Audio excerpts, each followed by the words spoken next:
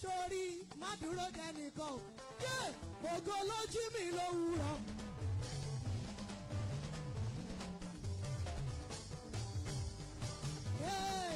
Ògo ló jí mi lówùúrọ̀. Ọlọ́run ṣe bí ọba. Ó jí mi lówùúrọ̀. Ọlọ́run ìrìn òwúrọ̀.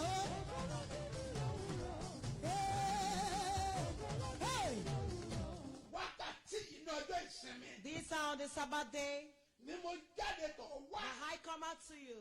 I decree now that the hand of power that delay you, that give you no rest of mind. In the name of Jesus. Amen. In the name of Jesus. Amen.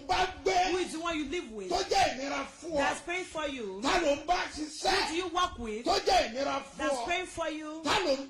Who do you work with? That's praying for you. In the name of Jesus. In the name of Jesus.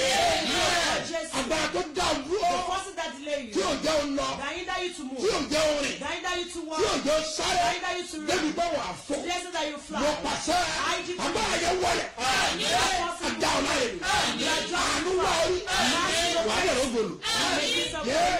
in Jesus' name, my Lord. My name never changed. Apostle prophet Mustapha Solomon láti jọ irúgbìn Kristi. Ó tún ti yàn ní lóko wà pẹ́, àbá ṣe bí ọba tún tọ̀. Dání o, èrò kẹ̀tíkẹ̀tù ti yá nípàdé àdúrà lágbára ńlá. 72-hour service. Lóko wà pẹ́ marathon prayer. Wọ́n náà sọjọ́ kan lé ní tọ̀tẹ̀ yìí o. Orí bí oṣù Sẹ̀tẹ̀mbà yìí ní 32 years of anointing bàbá Sebioba. Ó tún máa wáyé ní Sebioba International Power Line Camp. Lóko wà pẹ́ Lagos Ìbàdàn Expressway ìpínlẹ̀ Ògùn. Ẹ̀tí yáyá máa bọ̀ kájọ gbàdúrà gbàrí sí ayọ̀ kankan. Ọjọ́ mẹ́ta ọ̀tọ̀ọ̀tọ̀ ní ti parí oṣù kẹsàn-án yìí. Kété tá a bá ti wọnú àdúrà látago méje ìdájí ọjọ́ Wednesday September 24. Ó dago méje ìdájí ọjọ́ Saturday September 27 kàtó parí. 72 hours marathon prayer ni. Anointing for breakthrough ìfàmì òróró yẹn fún àlùyọ̀lá kórè tó sùn yìí. Lord Mayor, His Eminence Apostle Dr. S.Mo Mustapha JP àti Prophetess Eunice Mustapha. Bàbá àti màmá Sebioba lólùgbàlejò. Wọ́n ti wọ́n da òróró àlùyọ̀lé wọn náà lórí. Aago rẹ̀ máa kó àkúwọ́ sílẹ̀ lórúkọ Jésù àmì ọ́. Orúkọ mi ni Abíọ́dún Ìjàgbéni. Mo wá láti Olújọ Gbáremú headquarter. Ohun tí Ọlọ́run ṣe nínú ayé mi 2012 mo bí àkọ́bí. Okay. So láti 2012 yẹn mo ti ń wojú Ọlọ́run. Ó wá di ọjọ́ kan pásítọ̀ kan wá ní kí n gbàdúrà. Ìyẹn jẹ́ pásítọ̀ ọkọ mi. Bó ṣe ní kí n gbàdúrà pé nǹkan tó ń rí òun lè sọ fún mi. Mo wá ní òkè. So wá ní kí n lọ sínú àdúrà yẹn pé àlá tí bá ti lá níjọ́ kẹta pé kí n wá sọ fún un. Mo wá ní òkè. So ìgbà tó dijọ́ kẹta mo lá àlá yẹn náà. Mo ṣe wá rí àlá yẹn. Ẹni yẹn wá dúró ó wá jẹ́ pé dájì ni mo rí lójú àlá yẹn. That was 2017. Wòlíì dájì Sebioba. Àwọn ni mo rí. Mo wá dáhùn àwa ni ó máa bímọ o. But àwọn ọmọ tó ń rí inside ló ń rí o. Torí kan tó ṣe ní ìdádúró láti 2012 yẹn nìyẹn o. Mo wá tají. Mo ṣe tají mo wá ní inside kẹ̀. Ọlọ́run ní jẹ́ pé mo reject ẹ̀. Mo ṣàtají.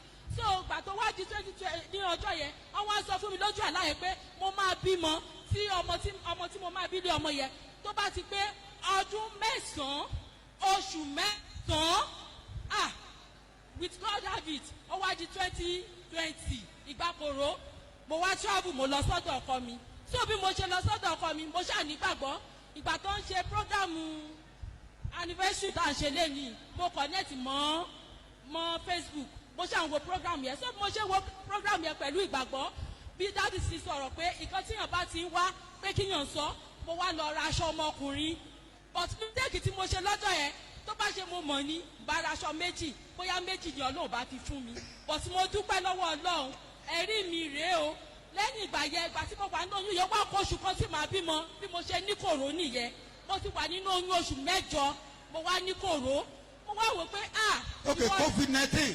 bẹ́ẹ̀ ni sir COVID-19 so ìgbà tí mo wá ní COVID-19 yẹn wọ́n wá sọ fún mi pé 50-50 that was September 9, 2021 mo wá dà mo ní èmi pé ìwọ náà kan tó bá mi sọ onítọ̀mọ̀ ẹ̀ bá ti pọ̀ ọmọ ọdún 9 oṣù mẹ́sàn-án máa bíle ó dẹ̀ ti tó àkókò ọjọ́ tó fún mi ní hospital mo ní rárá pé mi ò bí ọmọ yẹn mo wá kúrò bí mo ṣe kúrò pẹ̀lú bínú mi ṣe tó mo ń bà bí báyìí ó yẹ kí n lọ bá dádì ní mi lọ bá dádì ìgbà tí mo fẹ́ wọlé àwọn èèyàn ń wò mí lọ́jọ́ yẹn because mo sanra gan mo wá dúró pẹ̀lú ìgbàgbọ́ mo wá dúró sórí iṣẹ́ yìí mo náà ní kí n wá bí ọmọ yìí pé 50-50 ni but èmi ò ní bí ní èmi ọjọ́ tí dádì 17 tọ́nà ta òní òróró sí wọn lórí ọjọ́ yẹn ni màá bí ọmọ yẹn mo dẹ̀ sọ pé èmi ò àtọmọ mi a máa jọjọ jáde lọ hospital ni mi ò ní ìpinnu 50-50 so with God have it ìgbà tó yá náà mo lọ bí mo ṣe kúrò bíbá mo dẹ̀ gbọ́n hospital lọ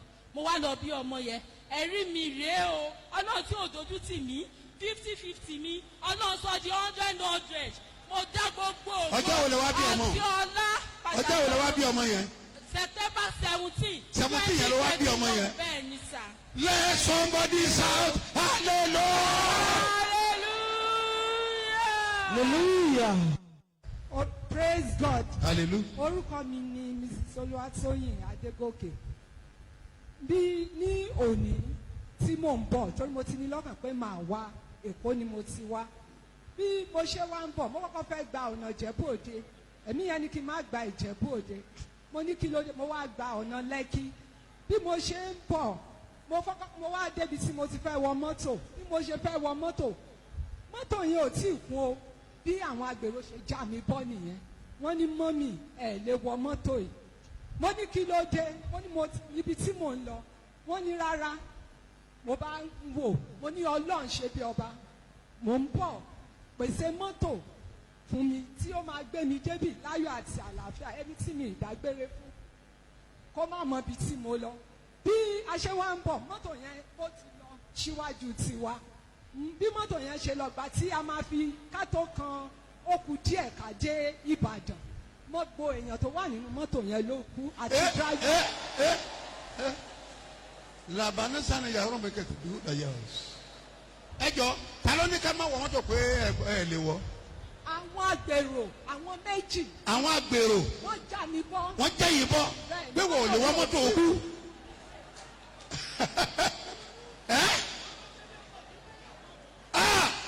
lórúkọ Jésù ti Násárẹ́tì àti wọ́n àtọ́mọ àti wọ́n àtáyà àti wọ́n àtọ́kọ àtẹ̀mí àtìlẹ́mí ní bá wọn kúkú ọ̀wọ́wọ́. àmì Jésù. àfi yọ àwọn yẹn ṣùgbọ́n fẹ́lá rí gbà ẹ̀jẹ̀ Jésù kò máa sàn lára. àmì Jésù. àwọn áńgẹ́lì wọ́n di agbèrò wọ́n yíra padà wọ́n sọra wọ́n di agbèrò wọ́n ní Sebioba ni wọ́n lọ ọ̀ lẹ́kú bọ́lẹ̀ ẹ̀jẹ̀ Jésù kò sàn lára yìí. àmì Jésù. àbùdájú Jésù Olúwa wa. àmín. èmi kan Ọlọ́run ire òwúrọ̀ ni èmi kan Ọlọ́run ire òwúrọ̀ ni èmi kan Ọlọ́run ire òwúrọ̀ ni èmi kan Ọlọ́run ire òwúrọ̀. bí ikọ̀ àti ìríjú Ẹlẹ́dùmarè. As oracle representative of Almighty God, ni mo dúró tí mo sọ tẹ́lẹ̀. I stand and now prophesy. gbogbo ẹni bá rí mi gbọ́. All that can hear me. ayé rẹ dìde. Your life will rise. irú àmì wo rè. What kind of ayé rẹ promises? dìde. Your life will rise. tàǹdà dúró síbẹ̀. Who is the one that's to delay you there? kí ni wọ́n náà ń ṣe ń What bẹ̀. are you doing there? ibẹ̀ ò kì í ṣàyè That rẹ. is not your space. níbi kan wà. That is a place tá a pèsè. that are prepared fún ìwọ ọmọ for you, ènìyàn. son of man. níbi tí ògo rẹ Where wà. your glory is, níbi tí ọlá where rẹ your wà. honor is, tí òkìkí rẹ where your gbé. fame is. dídé oyè kọjá síbẹ̀. Rise and move in the there. name of Jesus. Yes. ò ní ṣe é dájú. You will be unstoppable. ò ní ṣe é dájú. You will be unstoppable. agbára ilé bàbá rẹ. Pastors of your father tí mo household dá wọn dúró. that delayed them, tí ìjà ń lọ. that made them sin mo bá wí. I rebuke it. ọ̀run kó pa mí. I will rebuke in it. the name of Jesus. Yes. ayé afọ. I wà á manifest. ṣe bí ọba. àṣẹ mo bẹ́ẹ̀. Authority abound. Jésù Olúwa wa. In Jesus' name, my Lord. lórúkọ Olúwa. In the name of o the máa Lord. rà àánú You gbà. will mercy. mo ní wàhálà àánú I gbà. say you sáré will gbọ́ ilé. Quickly listen to this. mo fẹ́ sọ̀rọ̀ lórí mántù. I want to talk about Ilewo. Bẹ́ẹ̀ni ọba gba If ohun one wants to receive anything, ó yẹ kó mọ ìtumọ̀ you're ẹ̀. supposed to know what it means. Mantu agbára ní jẹ́ bẹ́ẹ̀. Mantle means power. Anointing ló ń jẹ́ bẹ́ẹ̀. That's anointing. Bẹ́ẹ̀ni Owuro. Yes. òróró ló ń jẹ́ That's bẹ́ẹ̀. anointing. Tó o bá gbọ́ If you hear, ká bá sọ fún ọ and nípa I'm telling you mantu about Ilewo, gbogbo ẹ̀kọ́ la sọ o. everything is not about raiment. Ọ̀nà wà tí èèyàn fi lè gba mantu. There is a way you can receive mantle. Bí wòlíì bá da òróró lé ọ If lórí. prophet put anointing oil on your head, Mantu kan nìyẹn. that's a mantle. Gbà gbọ́. Listen, Bí wòlíì bá gbé ọwọ́ lé ọ lórí. prophet lay impartation on you Mantu kan is nìyẹn. a mantle. Bí wòlíì bá fi mantu lé ọ If lọ́wọ́. a prophet hand over a mantle to Mantle you kan nìyẹn. is a mantle. Ẹnìkan rí mi gbọ́. Wọ́n yà gbà tiẹ̀. Receive ya. In the name of Jesus. Ẹgbẹ́ mi sà. Listen to me, sir. Nínú program àárọ̀ yìí. In this morning's program, Agbára lọ. by prayer group, Gbẹ́ni bá rí mi gbẹ́ so farabalẹ̀. that can hear me. Gbogbo ẹni bá wà bẹ́ẹ̀ lónìí. So that is present today. Màá fún ẹ ní ìléwọ́. I will give you a Ìyẹn ni mantle. mantu That's a rẹ̀. lewo. Màá fi léwọ́ ẹ̀. I will give it to Gbọ́ mi you. sà. Listen, Mi sir. ò rí gbà síbẹ̀. I have not received the Àwọn tó wà ní the Oṣòdì people that were program to program ní ọjọ́ on Friday. Friday. Wọ́n rí ọwọ́ They Ọlọ́run. said the mighty name Kò of sí God. ẹnìkan tó wà There's bẹ́ẹ̀ nobody that was tí omi there yóò tẹ̀ lọ́wọ́. that did not receive the Bákan náà water. ní Ìbàdàn. Also in Kò Ibadan. sẹ́ni tí ò tẹ̀ There's lọ́wọ́. nobody that did not Bákan get náà the ní water. Ìgàdò. Also at Kò sẹ́ni tí ò tẹ̀ lọ́wọ́. There's nobody that could Náà not ọwọ́ get kò má tù it. yẹn. It's now remain the mantle. A fẹ́ fi lé ọ You lọ́wọ́. want to hand it over to Bẹ́ẹ̀ni, you? ẹgbọ́n mi sà. Listen to me, Níbi sir. tí a dá ọ dúró Where sí. you've been delayed. Àṣẹ gbé ọ dìde. Authority lift you Mo high. ti sọ fún ọ tẹ́lẹ̀. I told you Mo ní before. kó o bu omi I said àìfọ̀. you get unspeakable Tó water. o bá tí ì gẹ́ tomi You àìfọ̀ don't got the lánàá. unspeakable water yesterday. Òní ò tún ráàyè. Today you don't have chance. Ìdájí ọ̀la Monday. Make your O Monday gbọ́dọ̀ ráàyè o. morning. You must Torí have pé chance. ọ̀la Monday Tomorrow la Monday, fẹ́ lomi yẹn. that want to use the water. O gbọ́dọ̀ jẹ́ ọ̀sẹ̀ It tuntun. will be new week. O máa lò pẹ̀lú You mantu use it ẹ̀. with your mantle. Wàá lo omi yẹn You use that water pẹ̀lú mantu with ẹ̀. your mantle. Níbi tí ẹ̀tọ́ rẹ wà. Where your text Wọ́n gbọ́dọ̀ gbà fún They ọ. must release it to Mantu. you. The mantle. Nítorí máa fún yẹn ní He wants to give agbára. you his power. Ìgbẹ́kẹ̀lé. Trust. Ohun ìjà. The wealth Ní ọjọ́ tí ogun bá weapon le. in the way of warfare. Kò ní ká jẹ́ Joshua. There was a man named Kò Joshua. sẹ́ni tó mọ̀ pé There's nínú nobody rẹ̀. that knows that Ó bí ọmọ kan tán pé no Joshua. Lord bear a child that named Ta ló tiẹ̀ mọ̀ Joshua. pé nìkan Who jẹ́ even nínú know rẹ̀? that somebody is not? Joshua náà yẹ ká mọ̀. It was Joshua that made it to Nípasẹ̀ ta ni? know through who? Nípasẹ̀ Mósè. Through Moses. Wòlíì Mósè. Prophet Moses. Níwèé In Númérì. the book of Numbers. Orí kẹtàdínlọ́gbọ̀n. Chapter 27. A wá wo ẹsẹ̀ kejìlélógún bẹ̀. Verse 18. 18. Kí ló wí? 18. What does Olúwa it sì say? sọ fún Mósè pé Olúwa sì sọ fún Mósè And pé. the Lord told ìwọ mú Moses, Jóṣúà ọmọ Núnì. Máa gbọ́ báyìí o. listen now. That is father for you. Bàbá ní Father. bàbá. Ó ní ó mú Joshua. He said to Joshua, Mú Joshua. to Joshua, Ọmọ Núnì. the son of Ó Nun. kì í délé. He held So it. kò ní ṣe So mistake. he will not make Ó mistake. ní àwọn kan tọ́lọ́ máa ń There are ṣètò. some people that God Láti gba prepared mantle. to receive mantle. Wọ́n lé ní ìdíwọ́. They cannot say Ní irú ignorance àkókò in náà. that period. Ẹ ká Bíbélì. Read Ọkùnrin further. nínú ẹni tí ẹ̀mí náà wà.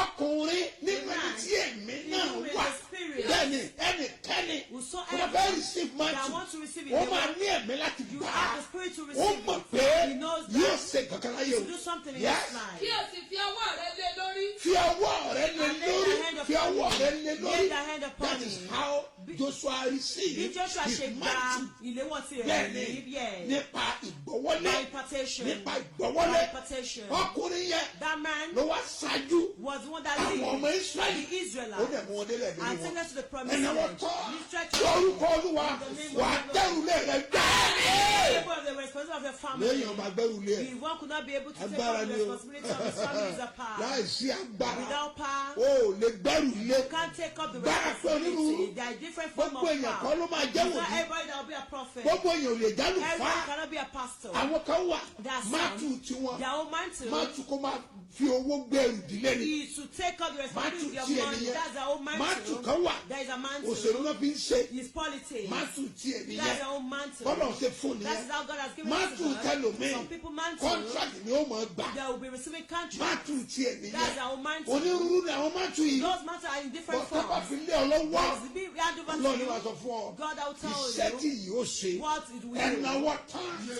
Sọ pé Olúwa gbẹ́miwọ̀. Olúwa gbẹ́miwọ̀. Olúwa gbẹ́miwọ̀. In the name of Jesus. Ìkan popular. There's one that's so popular. That's Elisha. Second king here. Chapter 2. Verse 12. Ẹgbọ́n ti Elijah. Ẹgbọ́n ti Elijah.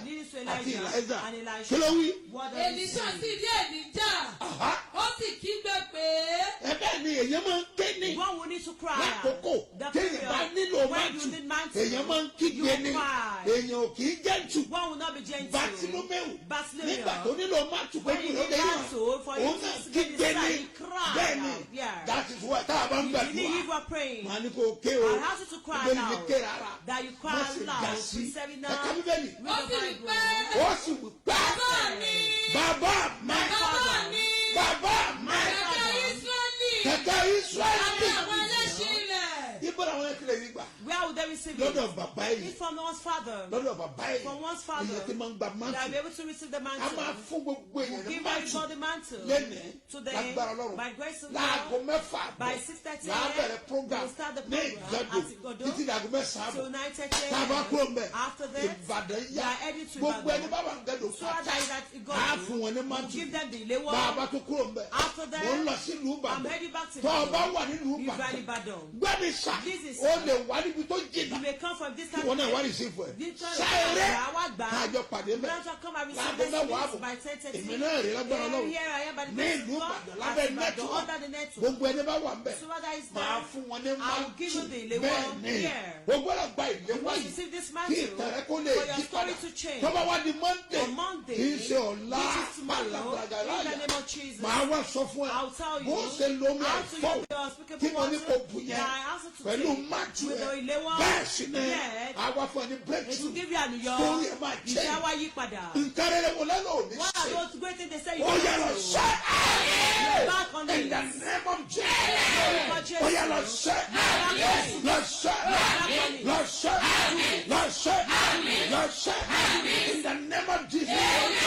Kí ni àwọn bàbá wọn máa ń ṣe fáwọn ọmọ What ẹ̀? does this father do to their Wọ́n children? máa ń gbà wọ́n nímọ̀ràn ni. They will advise them. Wọ́n á tọ́ wọn. They will guide them. Wọ́n á kọ́ wọn. They will train them. Wọn kì í fìyàn lẹ̀. They will not leave them. Bẹ́ẹ̀ni, Yeah. wọ́n fìyàn They lẹ̀. will not Wọ́n á abandon máa them. sọ fún ẹ. They will tell Ètò you. kan The next láti thing, ṣe. the next step Wọ́n á to máa take, sọ ìran ọ̀run they will fún tell ẹ. you the vision of heaven to Ìtí you. ọ̀run fẹ́. What heaven Wọ́n á máa wants, sọ fún they ẹ. will tell you. Bàbá ò kì í fìyàn lẹ̀. Father will not leave one Ẹnìkan another sọ or fún mi forsake jẹ́ one. onídàájú The rò pé ó ti one bínú told mi. me the other day, I said, Mo ní I kí know ló you are dé? because you are Mo ní angry. torí ẹ̀ṣẹ̀ tí I mo said, ṣẹ̀ well, yín because ni. of my Mo offense. ní ìwọ ló mọ̀ I pé said, you are the ó one that ṣẹ̀ offended mí. you offend Èmi ò rí me. ẹbí I ẹlẹ́ṣẹ̀. did not see you as a sinner. Tó o bá ti padà wá yọ àwọn Want to ọkọ mi. come back, Ó or dẹ̀ come padà on wá. me, and he Ó came dẹ̀ padà back. ṣe rere. He came back and Bẹ́ẹ̀ ni prospered, mi yeah. ò ní bá ẹ jà. I will not fight with Father you. will never fight Bàbá you. ò ní bá ọjà. Bẹ́ẹ̀ ni Yeah. ó lè bá ẹ wí. He can rebuke or Ìyẹn dáa. chastise you, that's Bẹ́ẹ̀ ni á good. bá ẹ wí. He will rebuke Á or dẹ̀ fà ẹ́ chastise mọ́ra you and padà. draw you closer to him. Ọmọ tí bàbá bá The fẹ́ràn. son that the father Ìyẹn ló loves máa or bá wí. cherishes that will Tó bá ti build or bá ẹ wí. chastise. Á dẹ̀ fà ẹ́ mọ́ra padà. Chastise you, you draw That you is back to father himself. Bàbá for you. nìyẹn. Ẹ jẹ́ àwọn tí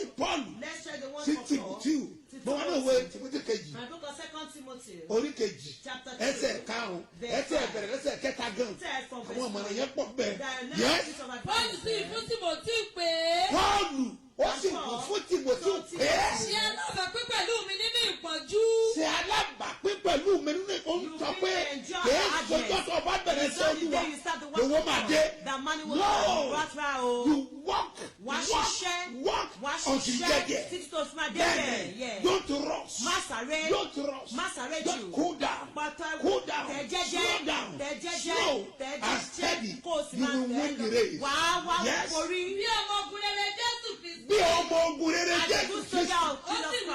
Ó sì wí pé Kò sí ẹni tí ń jagun. kò sẹ́ńtì jagun Tí ó fi ọmọ ilé ìdí ara rẹ̀ lọ́wọ́. tó ń fi ọmọ ayé ìdí ara rẹ̀ lọ́wọ́ sí padà náà. Ó tọ̀ sọ́nà ẹlòmíì Sunday báyìí á lọ fẹ́ fọṣọ láti Monday di Saturday á lọ wò láyè fọṣọ ẹ fẹ́ ibi tó lọ àti jẹ àti mu àṣẹ ọlọ́wọ́ tó fún ẹ pé rántí ọjọ́ ìsinmi láti yà sí mímọ́ olóòfẹ́ fọṣọ òfẹ́ lọ meeting ọjọ́ Sunday ló fi meeting sí that is why things are not alright that is why you don't get it torí pé o tẹ̀lé ntọ́lọ̀ ń wí o tẹ́lifà fún àṣẹ rẹ̀ ẹnìkan yìí fún ayé bí ara rẹ̀ lọ́wọ́ tó bá ti díje nínú ìpàdé láì yẹ. Kí ó lè mú inú ẹni tí ó yàn ní ọmọ ogun dùn. ẹ dìde dúró báyìí ẹ tó pọ̀ Olúwa wọ́n mi ní agbára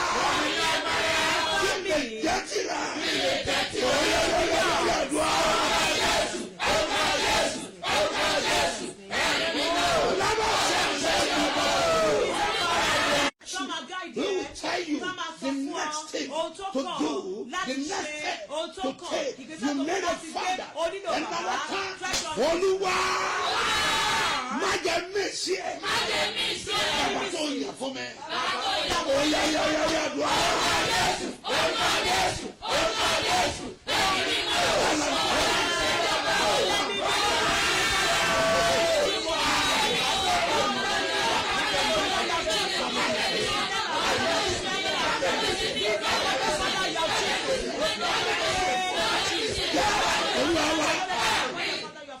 Oh Daddy, some people say daddy. I do what I say. We pray the woman. I feel romantic. What we use the map. What is for her. That is the sign one today. You can't do it alone. You need your destiny help. And when they are these people, they can never be fired. You need them. Through this mantle. We will meet them. Yeah. And now what are you saying? No son of me. I meet Chetabal and no software pair.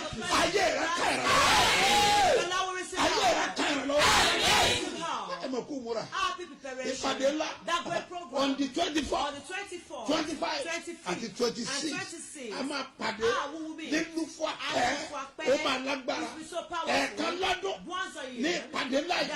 and when you're in America, London, and yet today, Europe, Canada, they were around. Just ready for 24, 25, and 26, 72 hours in the presence of the Lord. This one will be so powerful. I want to the great thing. Oh, let me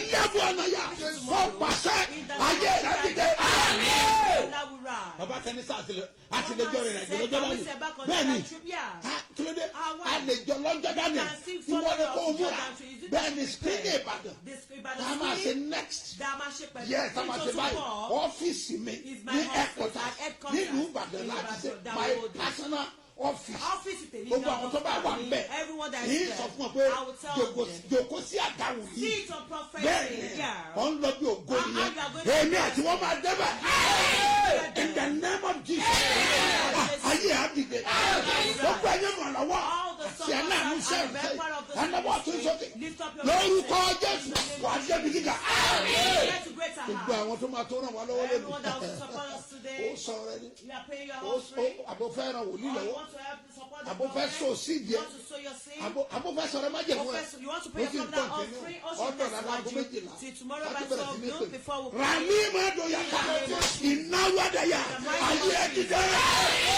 In the name of Jesus.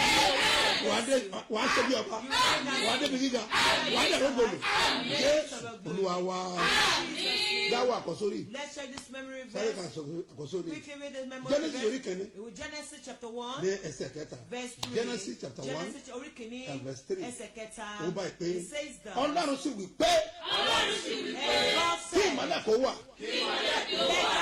said, and there was light the second time. And there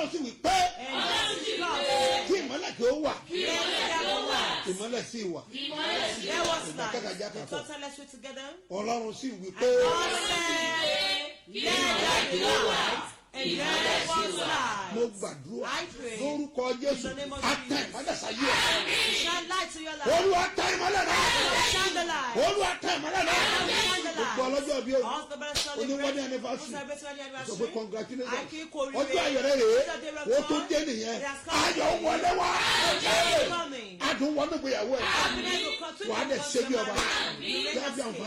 Let me use this video.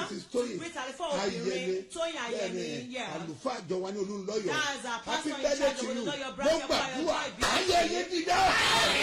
Why the Sebioba? Then Yori. Tell us what you bless our word. Bless our country. Or bless our year. Send that alone. Why you are long? Listen, lonely. What long party? You are rested over. Oh, yeah, Barbara. Why the Sebioba? Yes, Oluwa.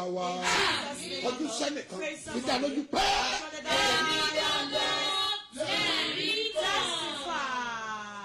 tún ti hàn nínú fún wa pẹ́ bàbá ṣe bí ọba tún bọ̀ o. Bẹ́ẹ̀ni o, èrò kẹ̀tíkẹ̀tì ti yá nípàdé àdúrà lágbára ńlá 72-hour service ló mú wa pẹ́ marathon prayer. Bọ́dà sọ́jọ́ kan lé ní tọ́tẹ̀ yìí o. Orí pé oṣù Sẹ̀tẹ̀mbà yìí ní 32 years of anointing bàbá Sebioba.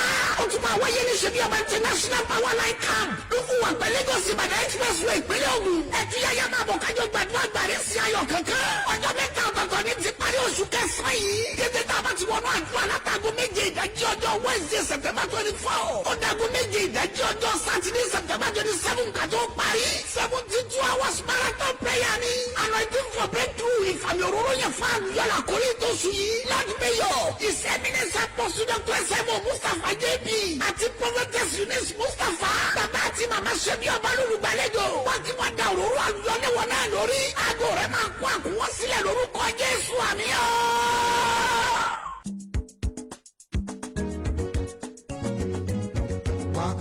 Sílọ Christ Holy Church láti lọ pàdé olùgbàlà aráyé ibẹ̀ ni bàbá ti gbọ́ àdúrà tèmi ogun tó lélẹ́lẹ́ ọlọ́run ẹ̀ṣẹ̀ níbẹ̀ ìbànújẹ́ ọjọ́ tó ti pẹ́ ọlọ́run ọ̀sán rẹ̀ dayọ̀ ìkídà kò gbọ́ràn kí iye rẹ̀ ṣí ọlọ́run Mustapha jókòó síbẹ̀ tó ń ṣe bẹ̀bẹ̀ wàá kọ́ nínú àjàgà ogun wàá ṣe bí ọba òmìnira bí mo ṣe ṣe bí ọba òmìnira bí mo ṣe ṣe bí ọba olúwa fòpin sí àmì ọlọ́run ṣe bí ọba lákùnrin mi jẹ́ mi ọlọ́run ṣe bí ọba lọ́sàn lọ́run mo péjọ ọlọ́run Mustapha wípé ṣe bí ọba fàánú rẹ̀ gbà mí o ìbẹ̀gbẹ̀gbẹ̀ ayé mi mo ti sọnù tipẹ́ lọ́jọ́ ọjọ́ kan ló ra ń bẹ̀rẹ̀ rẹ̀ sí mi bí mo ṣe lajú pẹ́rẹ́ ló bá di bàbá ṣe bí ọba ó ní ọmọ má ṣe bẹ̀rù ọlọ́run ti gbà kóso ẹ̀wù jìrì àjọgbàjọ ṣùgbọ́n wá ṣe ṣe bí ọba òmìnira bí mo ṣe ṣe bí ọba lọ sí sílọ Christ Holy Church láti lọ pàdé olùgbàlà aráyé ibẹ̀ ni bàbá ti gbọ́ àdúrà tèmi ogun tó lélẹ́lẹ́ ọlọ́run ẹ̀ṣẹ̀ níbẹ̀ ìbànújẹ́ ọjọ́ tó ti pẹ́ ọlọ́run ọ̀sán rẹ̀ dayọ̀ ìkídà kò gbọ́ràn kí iye rẹ̀ ṣí ọlọ́run Mustapha jókòó síbẹ̀ tó ń ṣe bẹ̀bẹ̀ wà wá bọ́ nínú àjàgà ogun wá ṣe bí ọba òmìnira bí mo ṣe ṣe bí ọba òmìnira bí mo ṣe ṣe bí ọba. káàkiri àgbáyé Káyà TV rédíò jẹ́ kọ́ mọ̀ ẹ follow. orin lóríṣiríṣi ètò tó mọ́gbọ́n wá. Káyà TV rédíò ẹ follow. ìròyìn lẹ́kùnrẹ́rẹ́ ọ̀rọ̀ òṣèlú náà kò gbẹ̀yìn òye. Káyà TV rédíò ẹ follow. dátì ẹ mọ̀ mi o ẹ láìkẹ̀ kẹ́ follow ẹ. Káyà TV rédíò ẹ follow. káyà o káyà o. Káyà TV rédíò kẹ́ máa wò kẹ́ máa follow. ẹ̀lẹ́mbẹ̀ wo orúkọ tèmi ní Alhaji Ahmed Lukman ìgbàmọ̀ sí Káyà Káyà heritage travel and tours lẹ́yìn olólùfẹ́ wa àtúmọ̀ tuntun wa báyìí ìlànà wa fún Káyà ìbàdàn olùdarí oríṣi ètò láwọn ọmọ afúnni látòrí sport entertainment politics gbogbo tó ń lọ nígboro social media a máa bá wọn èèyàn wá a máa bá wọn èèyàn wá ní wọn bá ẹni kọ̀ọ̀kan àwọn afúnni ní soccer teams àwọn afúnni ní golf àlebọ̀ fún iná àwọn tó ẹ pé ẹ tó bá jẹ́ fans àlebọ̀ rí nǹkan tó bá dùn ní wàdà àti ìwà ó dẹ̀ fún ẹ̀ka ojúmọ̀ ní ó dẹ̀ fún ọ̀dọ̀ kọ̀ àánú ọmọ wa fún yòó ẹ mọ fọ́lù wa lórí Facebook lórí Instagram lórí ọ̀pọ̀ ọlọ́run ọmọ aláàmọ́ wa Alhaji Ahmed Lukman Káyà. Káyà TV rédíò kẹ́ máa wò kẹ́ máa follow. Ìgbẹ̀yìn jẹ́ hallelujah sí bàbá Gbẹ̀mọdélé. Ìgbẹ̀yìn jẹ́ hallelujah sí bàbá Gbẹ̀mọjọba. àpamọ́lẹ́kún jayé kò gbọ́ ohun tí ẹ gbé